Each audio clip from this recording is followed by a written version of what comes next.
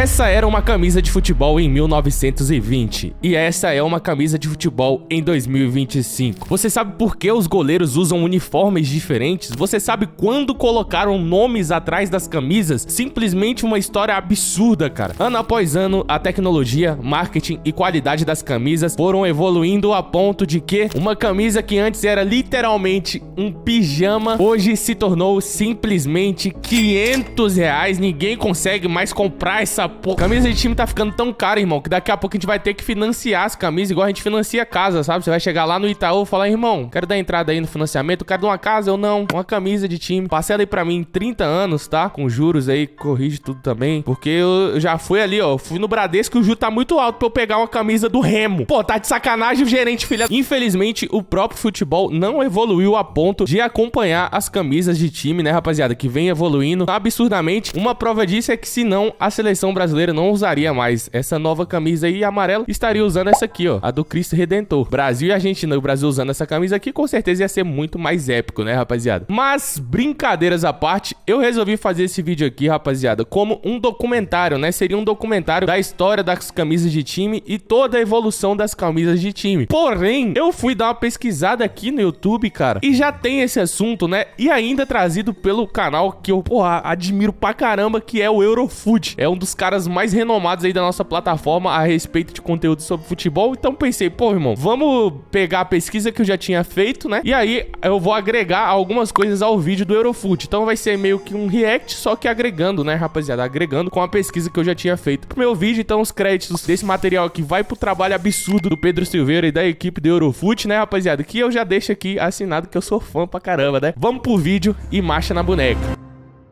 Hoje, os uniformes de futebol são basicamente um artigo de luxo, custando cada vez mais caro e servindo não só como camisa para jogar bola, mas também como item de colecionador e até peça de moda. Mas nem sempre foi assim. Lá atrás, os uniformes pareciam mais pijamas e teve até time jogando de gravata. Você sabe por que esses caras jogaram de gravata, rapaziada? É uma parada extremamente absurda e completamente desconexa do que é o futebol, do que o futebol se tornou, né? Primeiramente, vale ressaltar que esse cabelo aqui sempre foi feio, mesmo em 1910. Dito isso, e não é 1910 não, né? Antes, né, rapaziada? Mas assim, dito isso, o futebol, rapaziada, ele nasceu no século XIX na Inglaterra, mas de uma forma elitizada, né? E a elite sempre gostou de se comportar como elite e mostrar que era elite. Então, naquele momento, era o período da lógica vitoriana inglesa, uma sociedade extremamente hierarquizada, moralista e visualmente conservadora. Então, o futebol era visto como ferramenta de formação moral, disciplina, esse tipo de coisa, honra, autocontrole. E aí, os caras tinham medo de que o futebol virasse algo do povão, sabe? E aí eles jogavam de gravata pra provar, olha, só joga futebol quem é elitizado. Vata. Exatamente, por isso hoje a gente vai passar pela história do futebol pra contar um pouco sobre a evolução dos uniformes,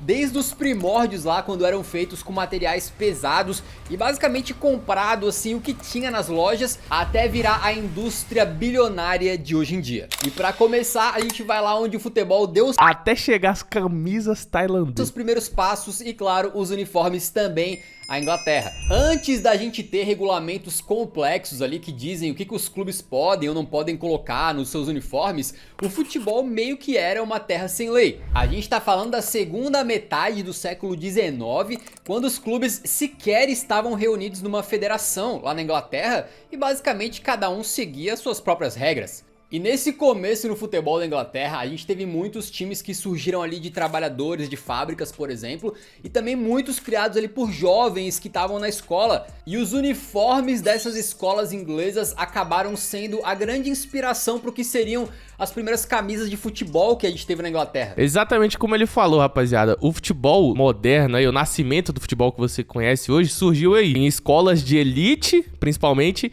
e em fábricas. Então, tinha os dois polos, né? Os ricos e os pobres. Os uniformes escolares, obviamente, viram referência porque as escolas eram instituições as mais organizadas da época. Então, meio que o futebol surge e os uniformes surgem com esse nome uniforme, esse termo uniforme, vem aí das escolas de elite da época, né, mano? Então, o futebol, ele nasce entre a elite, mas começa lentamente a escorrer pro povo. Ixi, escorrer pro povo, isso aí não correu muito bem, né? É igual você, mano. Tem cursos que começam na elite e às vezes escorrem em você, entendeu? Talvez até por isso, naquele começo, ao invés de bermudas, né, que mostrassem as pernas, a garotada jogava ali de calça e até usando cinto. Já as meias eram feitas de lã, né, bem grossa, e a vestimenta ainda podia contar com coisas como chapéus, fitas e gravatas.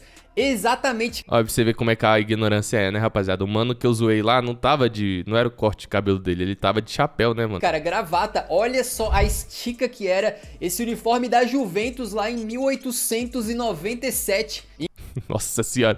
Mano, os caras jogando de gravata e de calça, parece muito pastor, né, mano? Tipo assim, não sei na sua quebrada, mas toda quebrada tem um pastor que vai pra quadra jogar bola e ele vai de calça, aquelas calças tactel, tá ligado? Eu aposto tanto, eu confio tanto nessa minha opinião, que eu tenho certeza que se eu pesquisar aqui pastor jogando, vai aparecer um pastor de calça, quer ver? Aí, ó, não falei.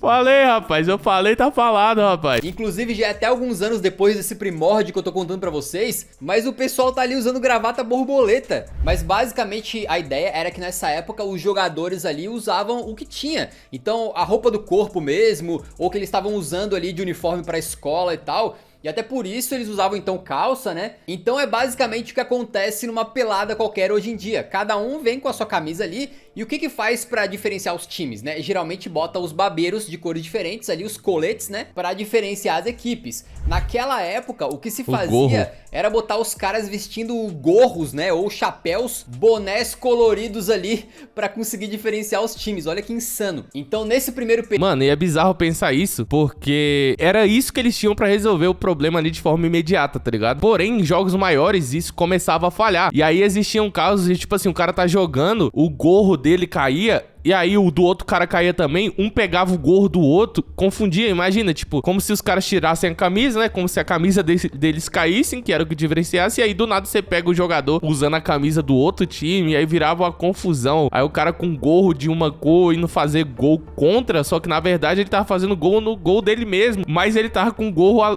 trocado, irmão. Bizarro, moleque. Período, sequer existiam uniformes em si, né? A gente tá falando só do que era a moda básica, digamos assim, que os caras chegavam pra jogar bola.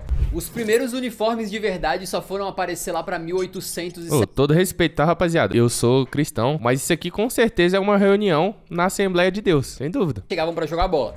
Os primeiros uniformes de verdade só foram aparecer lá pra 1870 e eles eram feitos ali de algodão ou lã, o que obviamente são opções horrorosas para uma camisa de futebol que sua, né? Nossa, então fica empapada senhora. ali e com lã ou algodão fica pesadíssima e também na chuva. Além do que os uniformes eram largos, então supostamente era ruim porque os jogadores conseguiam se puxar, né, segurando pela camisa mais facilmente. Os acessórios na cabeça que antes diferenciavam O menino do pijama listrado, pareceu, né, o filme? as equipes, agora ficaram mais só para diferenciar os goleiros, que tentavam vestir os mesmos uniformes do restante da rapaziada. Ô, será que tem algum embasamento histórico? Será que aquilo ali tem algum embasamento histórico, rapaziada? Não sei, né? Eu falei assim do menino do pijama listrado. Obviamente não foi uma piada, porque, pô, não vou fazer piada com uma parada dessa. Só que, mano, será que tem, velho?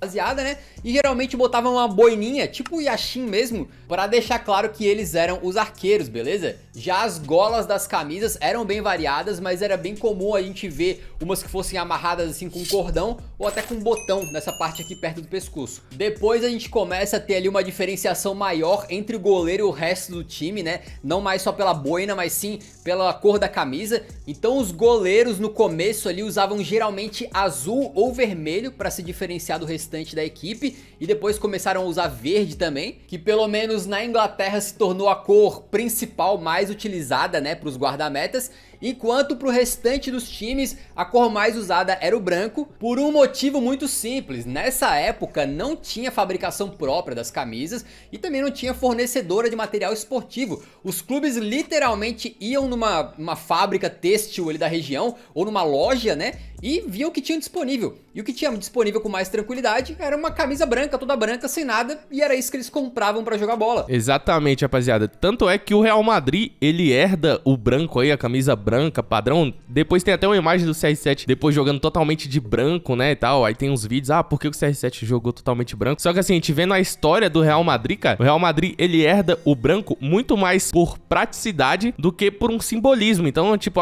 não, o Real Madrid é a cor do Real Madrid, é marketing. Mano, não existia isso de marketing, mano. A identidade visual, ela nasce muito mais depois pelo bolso, né, financeiramente, do que por padrões, assim, e honra mesmo, ou algum simbolismo, tá ligado? O futebol ainda não era uma indústria nessa época. Ainda falando em cores, né, uma que caiu em desuso foi o rosa, que no começo era até bastante utilizado, e eu vou falar mais disso depois, e outra foi o preto, simplesmente porque era a cor que vestia o árbitro. Inclusive, talvez você não saiba, mas na Inglaterra era proibido usar uniforme preto até essa regra cair em 1992 com o advento da Premier League. Quando as camisas eram coloridas, né, geralmente elas apresentavam as faixas, né, verticais, as linhas ali, ou horizontais, ou elas eram divididas ao meio, metade da camisa de cada cor, ou com aquela divisão em 4 blocos, assim, digamos. Eu não sei se vocês passaram por isso, mas eu, pelo menos na minha infância, até hoje, né, mas tinha essa parada de que rosa era cor de mulher, né, e tal. E nessa época aqui, rapaziada, era ao contrário. No século XIX, o rosa era visto como uma variação do vermelho,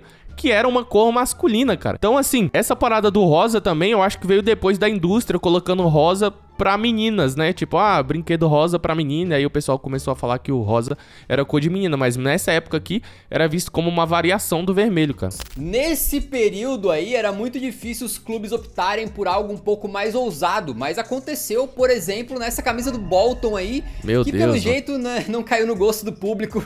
Uma pena, né? Não se fazem mais uniformes como antigamente. E a gente tá num período onde as camisas eram basicamente lisas, né? Elas não tinham nada além da própria cor do tecido. E aí no final do século XIX começam a aparecer os primeiros ali uniformes usando o símbolo do clube. Já a numeração dos jogadores parece o do Bromwich, né? O uniforme, aquele que ele acabou de mostrar. A camisa só foi vir muito mais tarde. Na Inglaterra, ela apareceu numa final entre Manchester City e Everton em 1933. Só que é uma loucura porque hoje a gente tem, por exemplo, 2 times jogando, cada um tem seu camisa 1, cada um tem seu camisa 10, né? Mas naquele início, eles estavam testando esse sistema de numeração e eles pensaram que tu não podia ter 2 números iguais dentro do campo porque poderia ser confuso. Então o Everton usou números de 1 a 11 na partida e o Manchester City pegou os números de 12 a 22. Foi só em 1939 que na Inglaterra aí os números acabaram virando obrigação, né? Eles tinham que aparecer atrás da camisa. A gente avança um pouquinho no tempo para passar pelas 2 guerras mundiais, né? E chegar mais ou menos ali na década de 50, quando os clubes começaram a inovar e usar rayon, que é uma espécie de tecido artificial que permitia o uso de cores mais vibrantes nas camisas, né? Então esse material inclusive conseguia refletir um pouco da iluminação dos estádios e fazer com que as peças tivessem mais brilho, né? Se projetassem mais. E aqui, rapaziada, nesse ponto começa a primeira transição, eu vejo assim, do futebol amador já aplicado à ciência, sabe? Hoje em dia a gente é acostumado à ciência aplicada no futebol de várias formas, análise de dados, análise de desempenho, sono dos jogadores, aquelas paradas de reflexo, parecia pura ciência, né? Mas aí realmente começa a transição aí da aplicação da ciência dentro do futebol, né, mano? Assim, de uma forma mais industrializada, né? Uma curiosidade é que essas camisas tinham uma melhor visibilidade noturna e isso promovia de certa forma, e assim, não numa taxa muito grande, mas de uma taxa menor aplicada aí, de menos erros de passe, né? Porque imagina, os caras não tinham aquela iluminação profissional absurda e eles agora tinham as camisas mais fortes pra diferenciar, né? Aqui nasce a primeira ideia de performance aplicada à camisa, entendeu? Aplicada a materiais têxteis. Incrível que pareça, isso dava uma leve vantagem para os clubes que utilizavam esse material, principalmente em jogos noturnos ou com chuva, porque tu conseguia reconhecer o teu companheiro de equipe mais facilmente. E a partir desse momento, com o esporte ganhando cada vez mais popularidade, qualquer mínima vantagem começava já a valer a pena, né? E isso... Mano, olha o cara, mano, com o sovaco completamente encharcado pelo material da camisa. Qualquer mínima vantagem começava Hoje em dia, cara, isso aqui é impossível de acontecer, mano. Tanto por causa do material da camisa, não que os caras não soam, mas as camisas são projetadas pra não gerar uma imagem como essa aqui, ó. Porque isso aqui não é fácil de vender. Tipo assim, isso aqui não é bom pra indústria pra vender. Que nariz, pai. Nariz é esse, pai. Se o BAP ver isso aqui, hein, rapaziada, acabou pra ele. Vai gastar esse menor aqui. Dito isso, rapaziada, isso aqui não é uma camisa midiaticamente bonita, né? Já vale a pena, né? E isso foi levado também pra fabricação de uniformes. E a gente tá focando bastante na história da Inglaterra, onde é mais fácil encontrar informações também, porque o futebol inglês basicamente influenciou o futebol no restante do mundo inteirinho. Mas nessa década de 50 começaram a aparecer algumas golas mais naquele formato em V, assim, sabe? A adoção de materiais mais leves nas camisas começou a ser maior e também os shorts começaram a ficar mais curtos. E isso aí aparentemente foi influência vindo da Europa continental, especialmente da Hungria e de países do Mediterrâneo.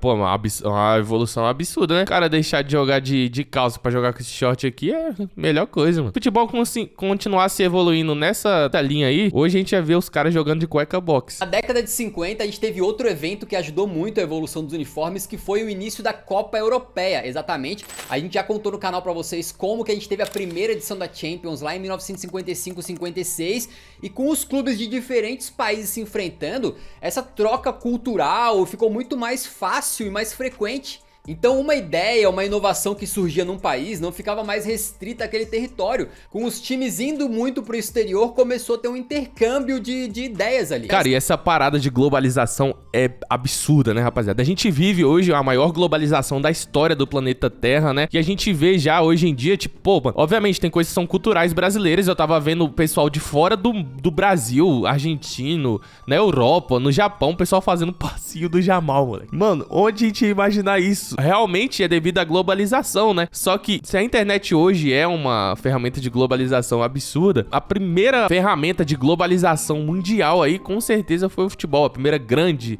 ferramenta de globalização, né, mano? Isso é bizarro de pensar. O futebol, ele faz parte da humanidade, assim como muitas outras coisas, né, cara? Tipo assim, não é que o futebol é só uma parada, não, entretenimento. Não, cara, ele realmente influencia a cultura, influencia comportamentos. É bizarro, mano. Ele faz parte da humanidade. Nessa época que a marca Umbro deu um passo muito importante para a popularização das camisas de futebol. Eles lançaram um kit que era voltado para o público mais juvenil ali, mais para as crianças, né?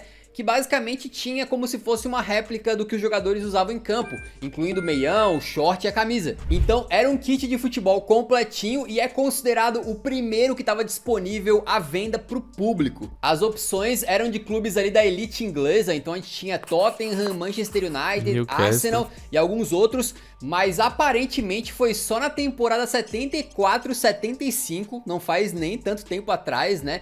Que o Leeds se tornou o primeiro clube a vender os próprios uniformes para o público. Então os torcedores do Leeds supostamente foram os primeiros adultos ali a poder comprar as camisas do seu time. E foi um momento... Não, e aí recentemente o Leeds queria lançar um novo escudo. Eu fiz até um vídeo sobre isso, né? Times que estragaram seus escudos, convido você a assistir. Tá com bastante visualização. A galera gostou bastante que o Leeds depois queria lançar esse uniforme aqui, ó. Tá aparecendo na tela, olha que carniça. Aí desaprovaram, não sei por que não foi aprovado. Mano, que o uniforme não, o escudo, olha que escudo lixo, mano, pelo amor de Jesus Cristo, cara. E aí, rapaziada, realmente isso aqui é um ponto impactante na história do futebol, porque a Umbro percebe algo inovador, né, cara? Que as pessoas, elas querem pertencer e não apenas assistir. Então, é aqui que começa a nascer essa parada do futebol, de que o torcedor faz parte do time. Se você perceber em qualquer outro meio de business, de empresa, isso não existe, irmão. Ah, não, eu faço parte das Casas Bahia, eu torço pras Casas Bahia. Isso não existe, irmão, tá ligado? Realmente, isso aqui só o futebol proporciona, e foi com essa parada da venda das camisas que você consegue se sentir parte do time, tá ligado? Então, foi uma das primeiras ações de marketing assim mais impactantes, né, mano, pra história do esporte. Chave nessa comercialização do futebol, porque a gente teve ali um clube basicamente começando a ganhar dinheiro com algo que eles não ganhavam antes, e ainda conseguindo dar satisfação pro torcedor que se sentia mais próximo do clube, podendo vestir a camisa que os caras também jogavam.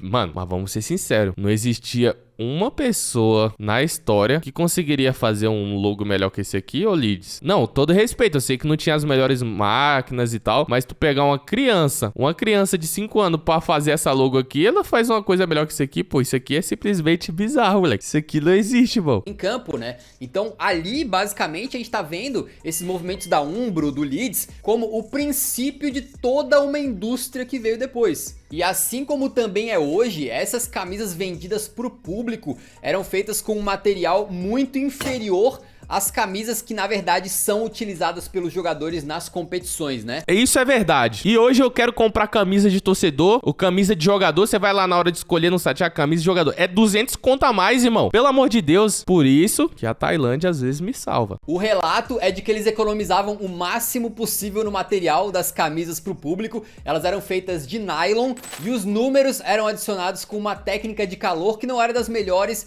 e fazia com que depois de algumas poucas lavagens eles já saíssem. Entendeu? Ué, mas até hoje, né? Até hoje, se eu botar essa camisa aqui na máquina, irmão, essas letras aqui tudo sai, pai. Até hoje é assim, irmão. Entendeu? Já descolassem ali. E lembrando que a gente tá falando aqui com foco na Inglaterra, né? Não quer dizer que essa linha temporal é representativa do mundo inteiro, mas acho que dá uma boa visão geral do que aconteceu. E eu também tô falando aqui do começo das vendas de camisas esse uniformezinho aqui já ficou bonitinho, rapaziada. Esse aqui dava pra usar, mano. Oficiais.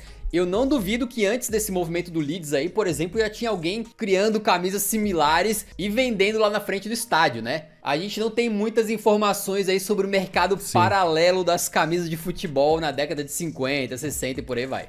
Com certeza saiu primeiro que as originais, irmão. A pirataria sempre sai da frente, mano. É bizarro. Como eu falei da década de 60, neste momento aí, a gente teve o advento de algo que basicamente mudou o mundo naquela época, que foram as transmissões esportivas pela TV, que na maior parte do tempo, ainda em preto e branco, fazia com que os times usando uniformes monocromáticos de uma cor só ficasse mais fácil de diferenciar entre eles, né? Então outros tipos de uniformes ali que tinham listras, que tinham padrões um pouco mais complexos, caíram em desuso nessa época e o simples virou a moda. Só que aí chegando nos anos de 70... Mano, essa parada da TV é bizarra, né, rapaziada? Muito provavelmente ele vai falar por isso, mas assim, como o futebol se tornou um produto pra TV, cara. Porque, cara, eu nasci e cresci em Brasília, né? Em Brasília, até pouco tempo, não tinha Mané Garrincha, não tinha estádio, assim. Tinha o Mané Garrincha, mas não mandavam jogos grandes aqui. Então, pra você assistir um jogo muito da hora, você tinha que ir pro Rio de Janeiro, tal, São Paulo. E assim, rapaziada, a primeira vez que eu fui no estádio, eu tinha 19 anos ou 20, sabe? Que foi quando eu comecei a ganhar meus primeiros dinheiro pela internet e tal. E aí eu tinha condições, aí eu paguei pra mim, pro meu pai, pra minha família ir pela primeira vez no estádio. Cara, é uma parada absurda o futebol no estádio. Ele é muito diferente, cara, da televisão. Se você nunca foi, cara, eu acho bem difícil, né? Mas, não, na verdade deve ter muita gente. Mas assim, é completamente diferente. O jogo é mais lento, é mais cadenciado. Você pode olhar pra qualquer jogador a qualquer momento, né? Porque na TV você precisa ver o que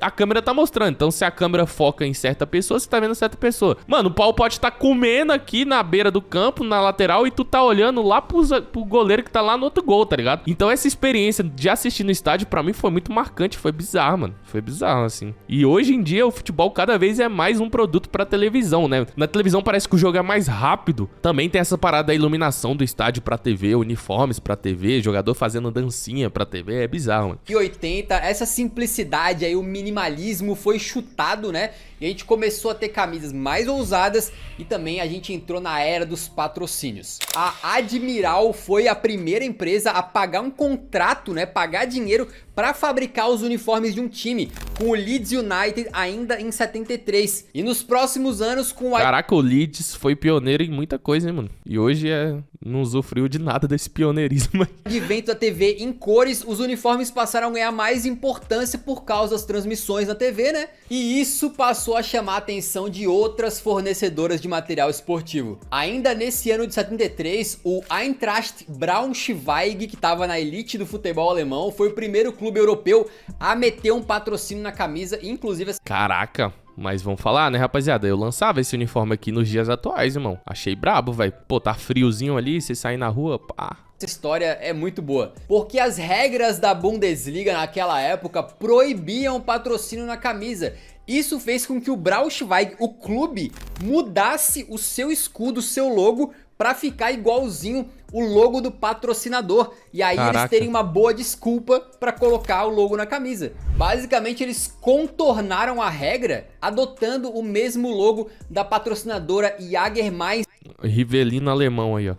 Exatamente essa bebida de garrafa verde aí que alguns de vocês já devem ter tomado, né? E aí a primeira camisa Claro que não, Pedrão. Quem é que vai tomar isso aí, irmão? O pessoal aqui tá tomando pitu, Pedro. do Braunschweig com patrocínio, então, era basicamente toda amarela, com o logo gigantesco deles, e que também era do Jägermeister, né? No meio ali. Uma aberração completa, mas foi assim que começou, né? Ali abriram-se as portas do inferno. Em 1979, o Liverpool firmou o seu primeiro contrato de patrocínio na camisa, né? E isso meio que marcou o início de uma era onde agora, entrando na década de 80, a gente viu uma explosão de patrocínios e sendo difícil encontrar um clube que não tacasse no peito o nome de alguma empresa com letras cada vez mais Açaí atacadista no peito. Rapaz, tem que ter, pô. Um grande clube que surfou contra essa maré de patrocínios foi o Barcelona, que talvez vá surpreender muitos de vocês, né? Mas a camisa do Barça não teve nenhum patrocínio até 2006. Nessa época, eles acabaram adotando o logo da Unicef, né? Fazendo uma ação bem bacana ali. E depois que saiu a Unicef, aí eles quebraram a tradição e começaram a colocar patrocínios normais. Pô, mas aí o Barcelona já tá ficando muito atrás em questões financeiras, né, cara? Hoje um patrocinador master, pô, por exemplo, a Betano com o Flamengo, cara, é quase 1 bilhão o contrato, irmão. Diluído, né, no período do contrato, mas, mano, é muita grana, mano. Outro clube que entrou nessa foi o Bilbao, que se manteve sem patrocínio na camisa até o ano de 2007. E a gente também tem clubes do lado oposto, né? O TSV Hartberg da Áustria transformou a sua camisa basicamente num patrocínio ambulante, né? Literalmente o marketing deles é botar o maior número de marcas possíveis na camisa. Mano, isso aqui é tão ridículo que a marca se destaca mais se ela não tiver aqui, entendeu? Porque é tanto nome, pô, que se tua marca não tiver aqui, o pessoal vai falar, mano, quem é que tá faltando aqui? Ó, tá faltando a Nike, tá ligado? Porque a Adidas tá aqui, ó. Pelo amor de Deus. E a Admiral tá aqui, pai. A Admiral tá aqui. Em que tu olha ali e não consegue nem identificar onde é que tá o logo do clube direito. A década de 80 também ficou marcada pela utilização do poliéster na confecção das camisas, substituindo de vez o algodão que tinha ficado lá pra trás, né? E era um material muito mais leve e arejado, ajudando no conforto ali pros jogadores durante as partidas. Ele permitia a aplicação de cores e designs mais complexos, tá? E na época também foi um empecilho para as camisas piratas, porque eles não conseguiam basicamente replicar o que era feito nessas camisas de poliéster.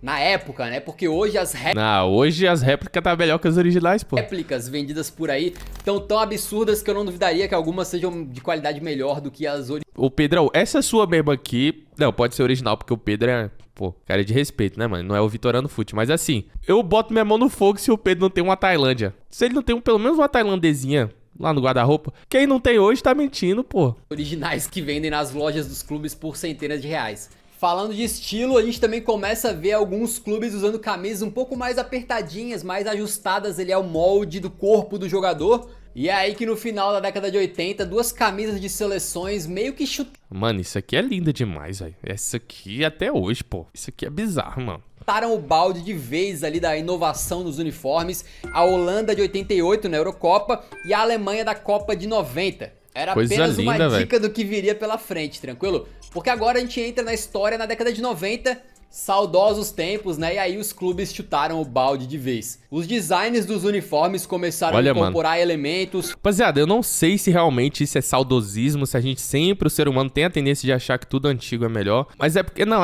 eu entendi o que é, rapaziada. Porque, pô, tu olha pra essa camisa da Inter aqui, ó. Chutaram o balde de vez. Os designs dos... Aí você fala, pô, mano, essa camisa é muito mais linda. Cara, mas sabe o que dá peso pra essa camisa? O Ronaldo vestindo ela, irmão.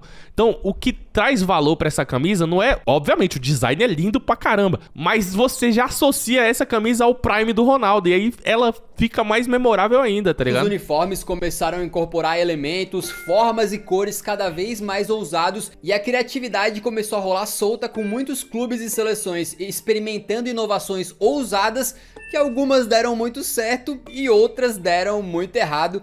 Como, por exemplo, essa camisa do Lyon, que vocês estão vendo aqui, que é uma das coisas mais feias que eu já vi em toda a minha vida.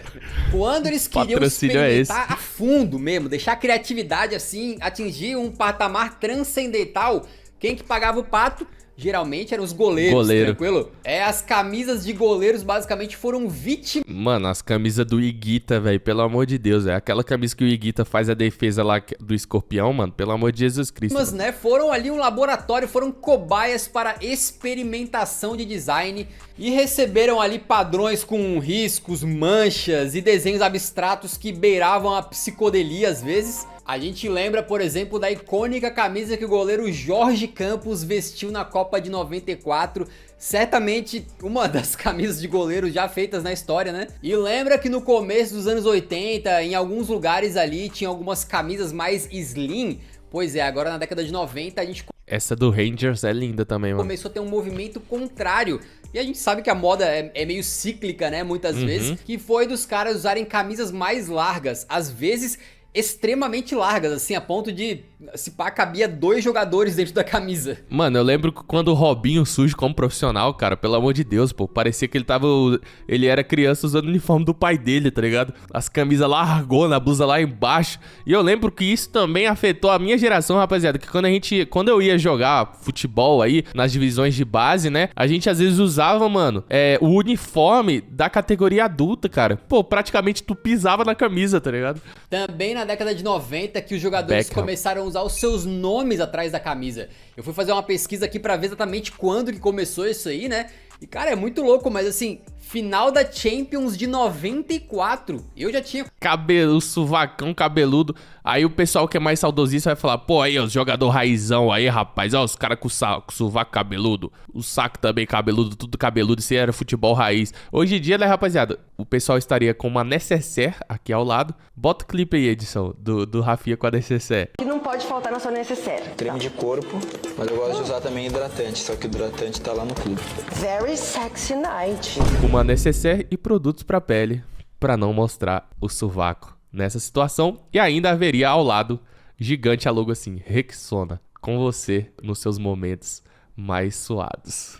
4 aninhos, beleza? Não tinha nome na camisa ainda. A partir de 95 já tem. Então esse é um fenômeno relativamente novo até, tá? E obviamente botar o nome do jogador atrás da camisa. Mano, olha esse time, velho. Kane, Beckham, Cruyff. Esse aqui não é o Cruyff, né? Mas Giggs e Cantona. Você é louco. A camisa também ajudou nas vendas, já que agora o público poderia comprar ali a camisa do cara que ele era fã e tal. A gente entra no século 21 e essa era do consumerismo também se viu refletida nas camisas de futebol, que tiveram os patrocínios ganhando cada vez mais relevância, tanto em termos financeiros. E sobre essa parada também, rapaziada, de nome nas costas, foi a partir desse momento aí que os jogadores começaram a virar marcas, né? Pra mim, o maior exemplo da antiga geração, assim, né? Dessa geração agora, é o Ronaldo Fenômeno, cara. Foi o cara que primeiro soube explorar muito, muito melhor a sua marca e monetizar com isso, né? Depois teve outros jogadores, até que o surgimento da Nike, a Nike auxiliou muito esses jogadores, cara. Então quem pegou o nascimento da Nike ali, aprendeu muito sobre business também. O Ronaldo Fenômeno, pra mim, é um dos maiores exemplos, cara. O cara sabe fazer muita grana, mano,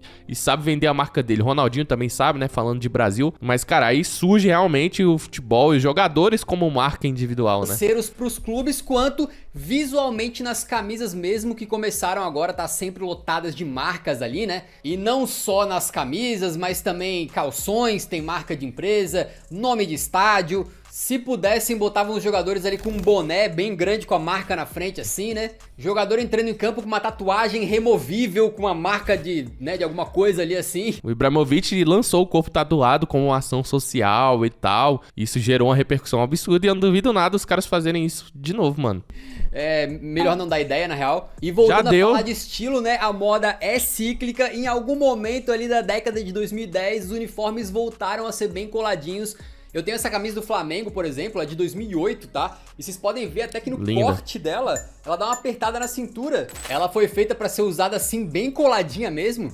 A gente teve em alguns momentos camisas tão fininhas que estavam rasgando ali com qualquer puxão, né? E é óbvio que a gente tá falando aqui de diferentes fornecedoras de material esportivo, diferentes clubes em diferentes países, né? Eu tô dando apenas uma visão geral, é claro que existem realidades distintas ali, mas agora pra década de 20, digamos assim, a gente tá vendo novamente um padrão de camisas que não são super apertadinhas, mas não ficam tão largas também. Ô, rapaziada, sendo um pouco afeminado aqui, um cara que eu achava ficava muito massa Me inspirava o shape dele, irmão. Era o Cavani com a camisa do Napoli e da seleção do Uruguai, mano. Coladinha, ficava muito pancada, mano. Eu era pivete e falei, mano, um dia eu quero ter um corpo igual ao do Cavani. Também, né? Um tamanho mais normal, digamos assim. A camisa de futebol, então, foi de algo que o jogador chegava vestindo do corpo, era o uniforme que ele usava na escola, basicamente, para uma importante fonte de renda dos clubes. Por exemplo, quando o Cristiano Ronaldo foi anunciado de volta no Manchester United, supostamente os fãs compraram um assombroso número de 350 mil camisas em apenas 12 horas, o que gerou 32 milhões de libras de receita bruta só de venda de camisa do robô. Isso gera até um debate que no passado obviamente não se fazia, né? Que é a questão ambiental da produção de tanta camisa assim, afinal elas são feitas ali de materiais sintéticos. E pensando nisso, alguns clubes têm se mexido em direção a fazer algo um pouquinho mais sustentável, como é o caso dos uniformes do Forest Green Rovers, que eles fizeram uma versão usando bambu e até outra misturando plástico reciclado e resto de café. Caraca, eu não sabia dessa. Da hora. Grandes clubes como Liverpool, Real Madrid, Juventus e o próprio Manchester United também desenvolveram camisas utilizando plástico reciclado e Mano, eles têm que fazer umas camisas comestível, tá ligado? Que aí tu tá lá assistindo, pá, aí teu time perde, tu começa a comer tua própria roupa, ali, começa todo mundo se morder. Aí é pronto, aí o cara come, depois defeca ali aquela camisa, aduba, nasce uma árvore, aí aquela árvore começa a nascer camisa. Tem que ser assim, pô. Sustentabilidade parece ser outro pilar de algumas camisas modernas, ou pelo menos algo que na superfície é levado em consideração. E a gente também viu as camisas começando a ser utilizadas ali como um instrumento político e de conscientização dos torcedores. Então o Trons... Recentemente teve a polêmica, né, que a seleção falou que ia lançar uma camisa vermelha e tal, a CBF. Aí o pessoal já... Não, aí é coisa do PT, pá, não sei o que. Eu não vou falar de política, tá, rapaziada? Não vou entrar nesse mérito aí. Mas teve essa treta já recente, né, mano? Isso da Noruega, por exemplo, lançou um uniforme com um informativo sobre as péssimas condições de trabalho de imigrantes para a Copa do Mundo do Qatar 2022. Enquanto o Reading fez um uniforme que demonstra na manga da camisa o aumento da temperatura no planeta, já o Arsenal vestiu um uniforme completamente branco para chamar a atenção para a violência entre jovens envolvendo o uso de armas brancas em Londres, enquanto o Everton vestiu rosa, uma cor que já tinha utilizado lá nos seus primórdios, né, para chamar a atenção para o mês da prevenção do câncer de mama. E esse é o mais bonito pra mim desses aí foi o uniforme do Flamengo de 2013, que ele lançou amarelo e azul, irmão, com patrocínio da Batavo. Mano, pelo amor de Jesus Cristo, esse é o uniforme mais feio da história, mano. Ponto onde estão as camisas agora, mas como que elas serão no futuro, né? Qual que é o próximo passo do desenvolvimento? Uma questão que já foi importante pra mim é usar aquela camisa da seleção do Cristo Redentor. Ali é o auge, não tem como evoluir mais que aquilo. Ao longo da história, mas que tá ficando cada vez mais relevante, são as condições extremas nas quais os jogadores têm que jogar bola. Então no Brasil, por exemplo, a gente tem que fazer muitos jogos à noite para evitar o calor e mesmo assim tem jogador que chega a ficar desidratado de tão quente que tá, ao mesmo momento em que tem jogo acontecendo na Europa e nos Estados Unidos sob neve e frio de literalmente congelar a barba de jogador. Pensando nisso, algumas empresas como a Adidas investem ali em laboratórios basicamente para poder testar a durabilidade das peças e a resistência delas. Mano, eu não sei o que é pior, velho. Tu jogar num calor extremo ou tu jogar num frio extremo, velho. Porque quem já jogou no frio sabe, mano, qualquer pancada, velho, dói pra caramba e tudo fica dormente, tá ligado? E no calor, mano, os dois são horríveis, velho. Comenta aí qual que você acha que é pior, temperaturas, com o intuito sempre de aumentar a performance dos atletas, né, com camisas leves que permitam a transpiração e não acumulem suor. Sempre lembrando que o material que chega lá pro jogador, né, do Arsenal, por exemplo, não é o mesmo que chega pra você quando você compra uma camisa aí, tá? E a gente também tem outros tipos de tecnologia e inovação nos materiais das camisas, por exemplo, tecidos antibactéria que amenizam aquele fedor horrendo que deve rolar nos vestiários aí depois dos jogos, né? Ele falando aqui do Arsenal, rapaziada, me fez lembrar de uma coisa, mano. Hoje vai ter Arsenal e Aston Villa e tá com a super ODD aqui na KTO, né, rapaziada? Na Premier League. Aqui, ó, pro Arsenal vencer sem sofrer gols e ter um total de chute a gols acima de 6,5, 7 gols, 5,80, irmão. E agora tá aqui, ó, por Gyökeres fazer mais de um gol e meio. E o Morgan Rogers ter mais de um gol e meio, uma ODD 26, mas pô, a gente sabe que é bem improvável, né, rapaziada? Então essa aqui tá bem tranquila, né? Pra você ir com 5, 10, 20, Um dinheiro que não for fazer falta. Lembrando, né, rapaziada, só pra maiores de 18 anos, né? E, obviamente, jogar com responsabilidade. Por exemplo, tecidos antibactéria que amenizam aquele fedor horrendo que deve rolar nos vestiários aí depois dos jogos, né? Enquanto também existe todo um estudo de como que a camisa deve apertar o jogador para ajudar na circulação e também a amenizar a fadiga muscular. Inclusive, outra tendência no futebol atual é a gente falar muito de números, né? Tudo ser medido, e isso também vale para os jogadores. Vocês já devem ter visto quando o jogador tira a camisa e parece que ele... Não, mas você quer medir aqui o que, Pedro? Essa imagem aqui da edição que eles queriam medir o que aqui no Ibra? Tá vestindo um sutiã, entre aspas, por baixo, né? Aquilo ali são coletes que estão ali para conseguir medir sinais vitais e outras métricas dos jogadores enquanto treinam e jogam. Mas já pensando nisso, alguns fabricantes de material esportivo têm colocado dentro das próprias camisas ali compartimentos para que sejam instalados sensores e monitores ali para medir o desempenho dos atletas e fornecer dados aí para a equipe médica, de fisioterapia e por aí vai. As camisas hoje em dia também são feitas geralmente de poliéster e outros materiais como elastano e poliuretano, enquanto um recente lançamento trouxe de volta uma pegada bem nostálgica dos tempos lá de trás, tá? O Wolverhampton lançou uma camisa totalmente dourada, fabricada com material fluorescente que reflete a luz,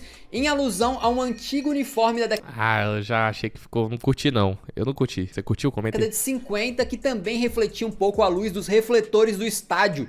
E refletores no estádio, vocês sabem que foi uma inovação do Wolves e que inclusive no final das contas ajudou a criar a Champions League, né? Essa história é fantástica, sério, se você não assistiu, né, a história de como a primeira Champions surgiu, por favor, tá aqui, vale a pena, beleza? Por falar em volta... E se inscreve aqui no nosso canal também, né, rapaziada? E no canal do Eurofute, mano. Que, pô, acho que não precisa nem apresentar, né? Ao passado, uma coisa que tem gerado cada vez mais interesse aí dos torcedores são os uniformes retrô. E tem alguns clubes já passando a vender eles mesmos réplicas de uniformes do passado que se tornaram lendários, ou por serem lindos, ou por terem marcado alguma conquista e coisas do tipo. E por falar em moda, talvez nenhum clube tenha se associado tanto a ela quanto o Venezia nos últimos anos. O clube remodelou a sua estética usando a moda italiana, transformando o campo deles em passarela e abraçando a cultura, a arte e a arquitetura da sua cidade, culminando em alguns exemplares lindíssimos. Bizarro. Como por exemplo este modelo que eu estou vestindo, né, que eu particularmente acho maravilhoso.